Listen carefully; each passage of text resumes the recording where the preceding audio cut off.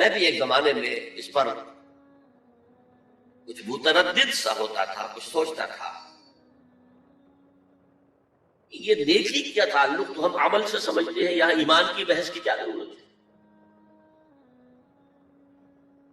ایمان تو ایک باطنی حقیقت ہے، نیکی جو ہے وہ ایک ظاہری خارجی حقیقت ہے۔ لیکن پھر سمجھ میں آیا کہ اصل نیکی وہ نیت ہے جس کے ساتھ وہ کام کیا جا رہا ہے۔ اگر خیرات بانٹی جا رہی ہے، جھگیوں میں جا کر میلے کچیلے بچوں کو گود میں لے کر اپنی سفید عسکروں کو بھی خراب کیا جا رہا ہے، اور معلوم ہے کہ یہ اس لیے کر رہا ہے کہ آئندہ الیکشن میں کھڑا ہونا ہے، تو کوئی ہے جو کہے گا کہ یہ نیکی ہو رہی ہے؟ کام تو بظاہر بڑی نیکی کا کام ہے۔ نیکی کے لیے شرط اول اللہ پر ایمان ہے، اس کی موٹیویشن لو آف گاڈ، جس کے سوا اگر کوئی اور موٹیو ہے، اگر دنیا میں شہرت چاہیے، اگر اس نیکی کے ذریعے سے بھی مال کمانے کا معاملہ ہے، دھندا ہے، نیکی کے پردے میں دھندا ہو رہا ہے، وہ نیکی نہیں ہے، چاہے ظاہری اعتبار سے وہ بہت بڑی نیکی ہو۔ تو سب سے پہلا مسئلہ نیت کا ہے، نیت کا ہے، نیت کا ہے۔ کس ارادے کے تحت یہ نیکی کی جا رہی ہے، کیا مقصود ہے، کیا مطلوب ہے؟ چنانچہ نوٹ کیجئے، اکثر محدثین نے اپنے جو مجموعے مرتب کیے احادیث کے، ان میں پہلی آیت کون سی، پہلی حدیث کون سی لاتے ہیں؟ حضرت عمر رضی اللہ تعالیٰ عنہ سے روایت ہے، انما الاعمال بالنیات، نیکیوں کا، نیک اعمال کا دار و مدار نیتوں پر ہے۔ وانما لکل امرئ ما نویٰ، ہر شخص کو وہی کچھ ملا ہے جس نے اس نے نیت کی ہو۔ فمن كانت ہجرته الى اللہ ورسولہ فہجرته الى اللہ ورسولہ، جو کوئی ہجرت کر رہا ہے، مکے میں گھر بار چھوڑ کر جا رہا ہے، اپنے وطن کو ترک کر کے جا رہا ہے مدینے کی طرف، صرف اللہ اور رسول کے لیے، اس کی ہجرت اللہ اور اس کے رسول کے لیے۔ ومن كانت ہجرته للدنیا يصيبها، اور اگر اس شخص کی ہجرت دنیا کے لیے ہے کہ اس کو حاصل کر، مثلا میں دیتا ہوں مثال، ایک مسلمان تھا، اس کا کوئی کاروبار تھا، اس کے خریدار مسلمان ہی تھے، وہ جا رہے ہیں، اب کیا کرے گا؟ مشرکوں نے سوچا اس کا سامان نہیں لینا، اب وہ بھی چلے جا رہے ہیں۔ یہ اللہ کو معلوم ہے کہ اس کے ہجرت کا اصل سبب کیا ہے، ہم نہیں طے کر سکتے، لیکن اللہ کے ہاں جو کھاتا کھلا ہوا ہے، اس کی یہ ہجرت جو ہے اللہ اور اس کے رسول کے لیے شمار نہیں ہے۔ وَمَنْ كَانَتْ هِجْرَتُهُ لِدُنْيَا يُصِيبُهَا اب امرأۃ ينكحها، یا کسی عورت کے لیے ہو کہ اس سے نکاح کرے، کسی خاتون سے وہ شادی کا خواہش مند تھا، وہ خاتون ہجرت کر کے مدینے چلے گئی، اب یہ بھی باندھے کچے دھاگے سے بندھے ہوئے چلے جا رہے ہیں، تو یہ تو در حقیقت اس عورت کے کھاتے میں ہجرت جائے گی، اللہ اور اس کے رسول کی ہجرت میں نہیں۔ تو اصل شے یہ ہے، نیکی کا وہ کام جس کا ظاہر بھی نیکی کا ہو اور باطن بھی ہو، کہ موٹیویشن صرف اللہ کی رضا ہو، اللہ کی محبت اور اللہ کی رضا کا حصول، یہ ہے پازیٹیو موٹیو۔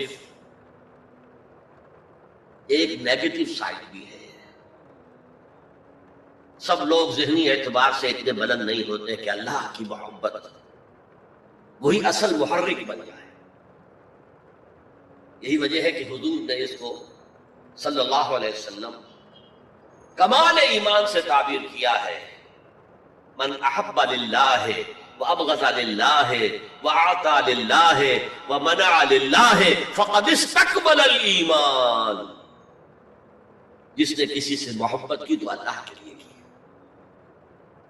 کسی سے نفرت اور بغض رکھا تو اللہ کے لیے رکھا، کہ اللہ کو اس سے نفرت کرنا پسند، اور کسی کو کچھ دیا تو اللہ کو خوش کرنے کے لیے دیا، اور کسی سے کچھ چیز روکی تو صرف اس لیے کہ اللہ کو اس کا روکنا پسند ہے، تو اس شخص نے اپنے ایمان کی تکمیل کر لی۔ اگر اس کا موٹیو خالص ہو گیا ہے اللہ کی محبت اور اللہ کی رضا کا حصول، تو اصل میں نیکی ہے، ورنہ چاہے بظاہر کتنی ہی بڑی نیکی نظر آئے وہ نیکی نہیں۔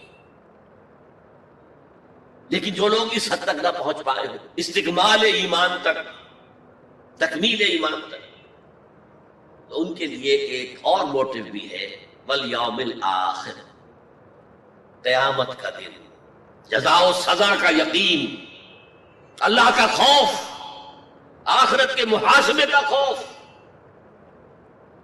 خوف بھی ایک بہت بڑا موٹو ہے، بہت بڑی موٹیویٹنگ فورس۔ اب میں یوں کہوں گا کہ اگر کسی عمل کا محرک ہے صرف اللہ کی محبت، اس کی رضا کا حصول اور آخرت کی نجات، تو وہ نیکی ہے۔ اگر یہ نہیں ہے، کوئی وطن پرست ہے، وطن کی محبت کی وجہ سے کوئی نیک کام کر رہا ہے، اس کا وہ کام وطن پرستی کے کھاتے میں جائے گا، خدا پرستی کے کھاتے میں نہیں جائے گا۔ کوئی قوم پرست ہے، اپنے قوم کی محبت میں کچھ کر رہا ہے، تو اس کا وہ نیک کام قوم پرستی کے کھاتے میں جمع ہوگا، خدا کی پرستش کے لیے نہیں۔ یہ ہے موٹو کا فرق، اور یہ ہے موٹو کی اہمیت، اور اس کا تعلق ہے ایمان باللہ اور ایمان بالآخرہ۔